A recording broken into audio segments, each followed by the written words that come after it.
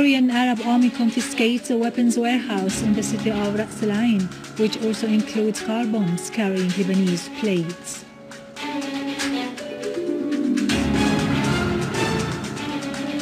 Units of the Syrian Arab Army restores security and stability to the villages of Al-Shweihed in Homs's western countryside.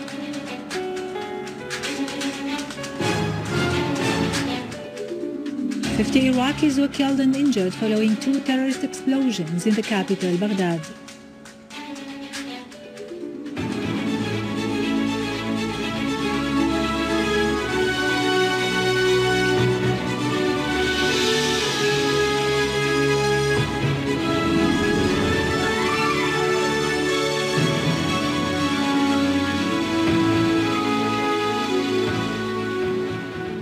Good afternoon, ladies and gentlemen. This is Yarado Krikorian with the news in English.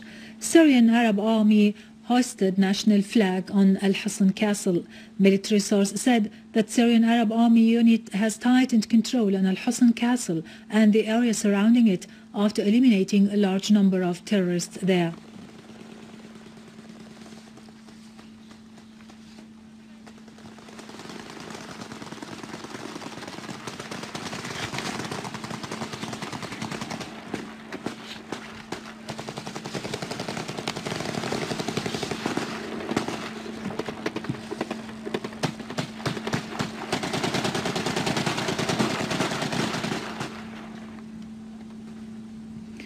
Earlier units of the Syrian Arab Army killed 11 terrorists and injured others near the border crossing of Al-Hajj Nadim.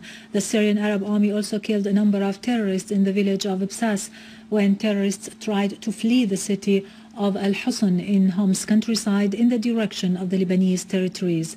The Syrian Arab Army restored stability and order to the village of Al-Shweihed in Homs's western countryside, destroying the last positions of terrorists in the village.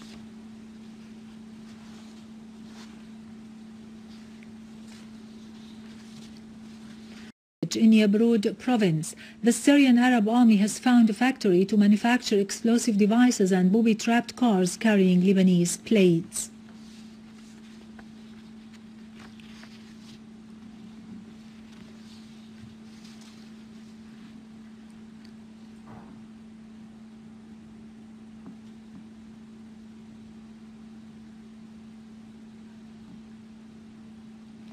Syrian Arab Army units have restored security and stability to the town of Ras Al-Ain southwest of Yabroud in Damascus countryside after eliminating a large number of terrorists and destroying their criminal tools. Tunnels have also been found in the city of Yabroud, which the terrorists used for their movements and the transportation of weapons and ammunition. Syrian Arab Army units have restored security and stability to Ras Al-Ain town after eliminating armed men and destroying their criminal tools. The inhabitants of the town took to the streets to welcome the army with cheers of jubilation and national songs. They were overwhelmed with joy after they had got rid of a horrible nightmare which they had to live for several months, during which they had suffered from the atrocities of terrorism that entailed killing, kidnapping, devastation and sabotage. The people of the town voiced deep appreciation for the soldiers who had kept their promise and answered their call in clearing the town of terrorists and helped it open a new page of decent life and reassurance.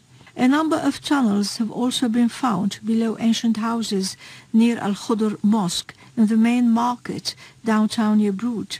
One such tunnel is 6 meters deep, equipped with illumination and extending a long distance outside the city.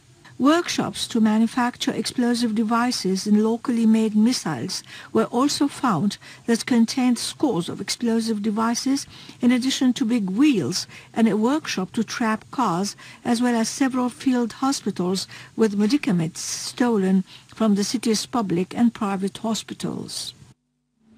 In Aleppo, Syrian Arab Army units have targeted terrorist gatherings in the ancient part of the city, as well as in As-Sakhur, Al-Jandoul Square, the industrial town, Al-Jdeide and Castello, killing a large number of them and destroying their criminal tools and machine guns.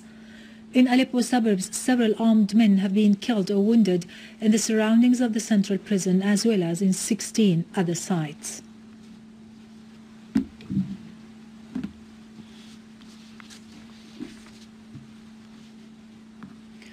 Syrian Arab Army units have eliminated dozens of armed men and destroyed their equipment in Ram Hamdan, Ma'arat Masrin, Kafar Yahmoul, Ma'ar Blit and Jdar Bakfaloon in Idlib countryside. Several terrorists were also killed or wounded in 7 other sites.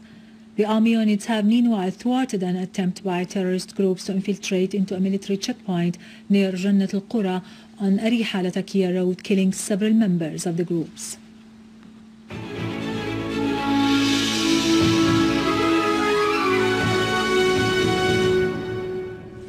Welcome back.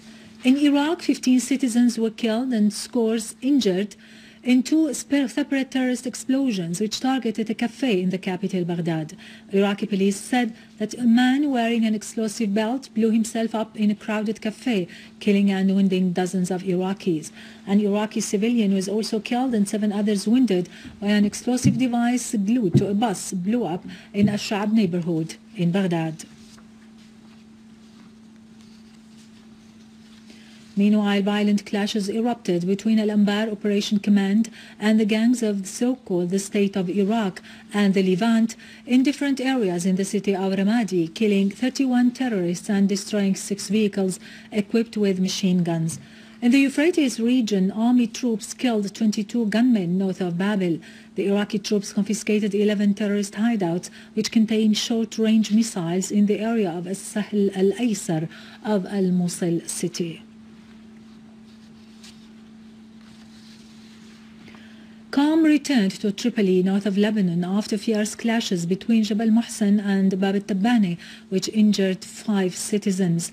Commercial shops, banks and institutions opened this morning as most schools remained closed in the areas which are witnessing clashes and tension. The latest developments in the Ukraine were the main focus of discussion between UN Secretary General Ban Ki-moon and Russian officials today. Moon will meet in Moscow with Russian President Putin and Foreign Minister Lavrov. Minister Lavrov stressed that Moscow stresses the full respect of the rights of its citizens abroad, adding that Russia will defend its interests using all political and diplomatic means. Lavrov made it clear that the legal process for Crimea's reintegration with Russia will be finalized by the end of the week, pointing out that the West is violating the international law by adopting a rude policy towards the Ukraine.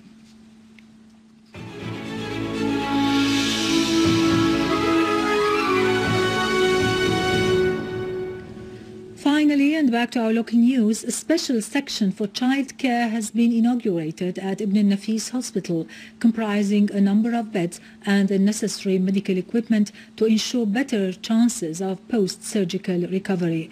In a press statement, Dr. Saad al-Naif said the section would provide special services to children to spare them the need to move to other hospitals to receive medical care after surgeries, thus allowing them better opportunities for recovery and alleviating the financial burden on their families. Dr. Naif said the ministry is intent to set up new sections and expand the already existing ones, as many health institutions have been put out of service after being targeted by the terrorists. He pointed out that the ministry will continue to perform its duty in providing citizens who do not afford the high costs of treatment with medical services free of charge. With this, we end our news for today. Thank you for watching. For more details about Syria and the region and to view this bulletin again, you can always visit our website in English, syriaonline.sy. Now to latest business and market news with Karun Kürkcan, but after a short break.